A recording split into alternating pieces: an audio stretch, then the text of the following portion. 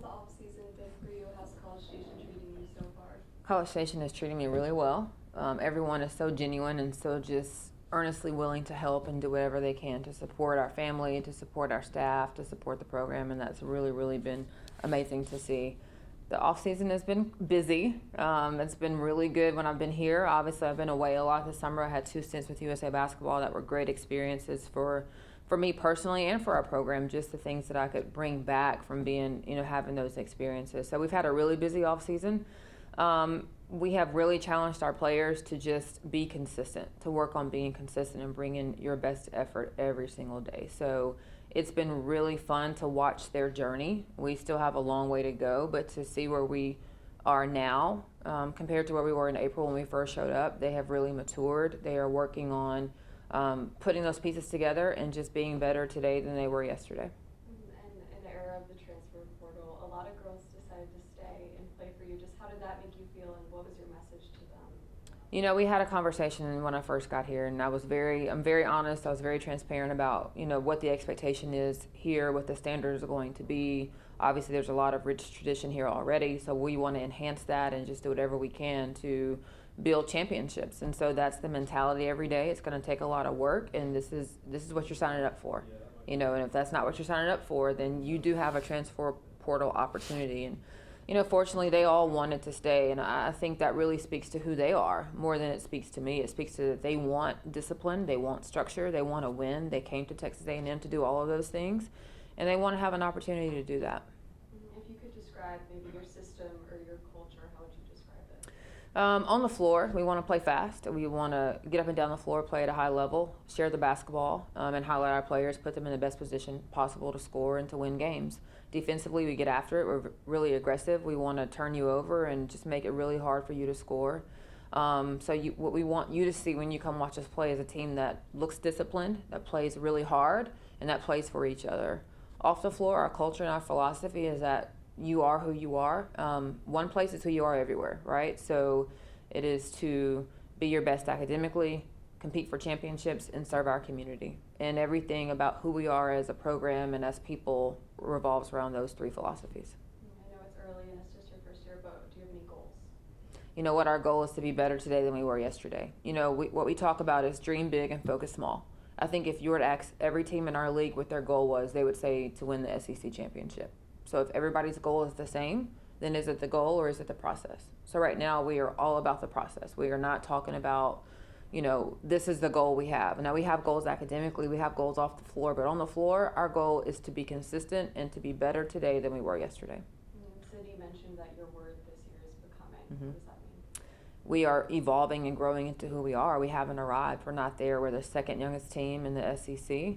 We've got a lot of new faces, and to be honest, they're all new faces in terms of getting adjusted to what it is we are asking them to do. And so we are becoming sisters. We are becoming consistent. We are becoming rebounders, scorers. We're becoming leaders. We're becoming all those things. We're not there. And so we're going to have a bit of ebb and flow as we continue to figure out what that looks like every day, and people emerge as leaders and emerge as scorers and rebounders and glue players. We're still trying to figure all that out. So again, for us, it's about showing up every day in the best version of yourself, so we can get those things figured out and become who it is that we all came here to be. Kind of going off what I was asking Cindy, for you, having scouted this A&M team and the girls that are still here, and what you remember about them kind of in that process, Mm-hmm. What stands out to you about getting to know them more, or things that jump out to you that maybe didn't necessarily jump out just on the tape?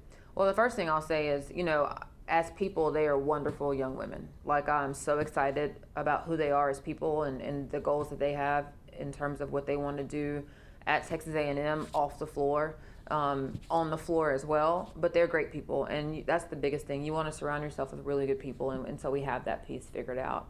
On the basketball floor, it's really challenging them. The group that you're looking at, with the exception of Sydney Roby and Aaliyah Patty, they didn't really have the responsibility of having a ton of scoring or playing a ton of minutes. And so it's really about, you get to shape them. You get to mold them into what it is that they're capable of. And so it's a lot of teaching. It's a lot of learning, because they weren't the players that scored the heavy points and played the heavy minutes have graduated. And so it's really about them having the excitement and knowing they have an opportunity, but also taking advantage of it.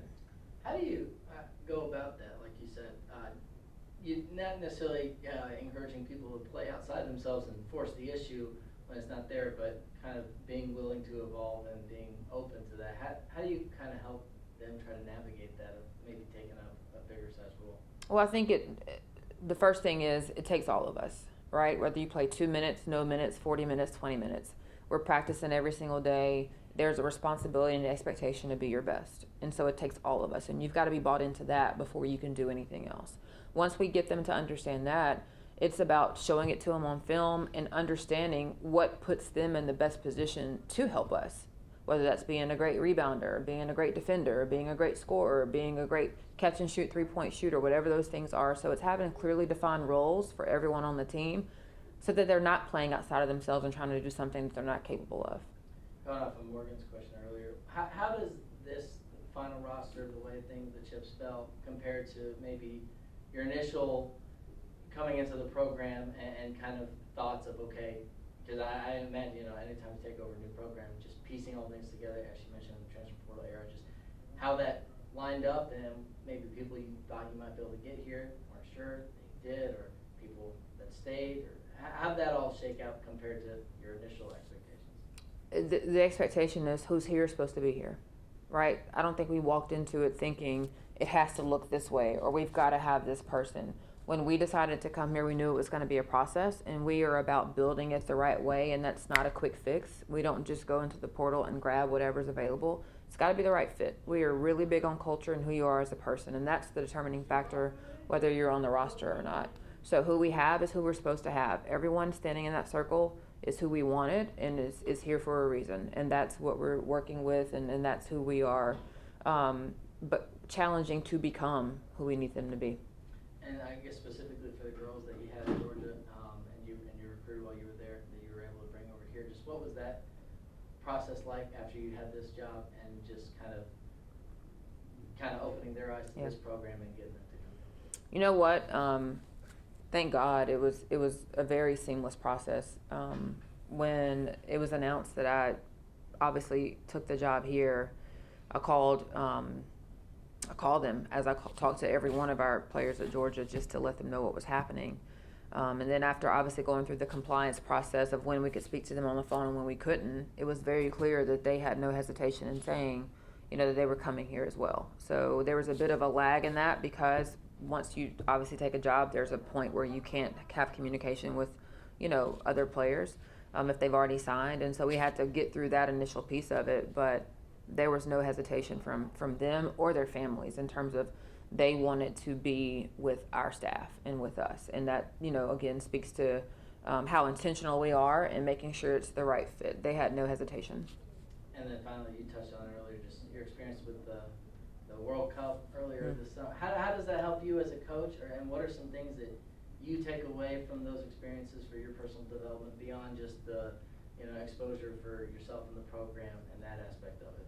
Right, so anytime you have a chance to serve your country, which is what I consider an opportunity with USA Basketball, it's an honor, and you don't say no, at least I don't.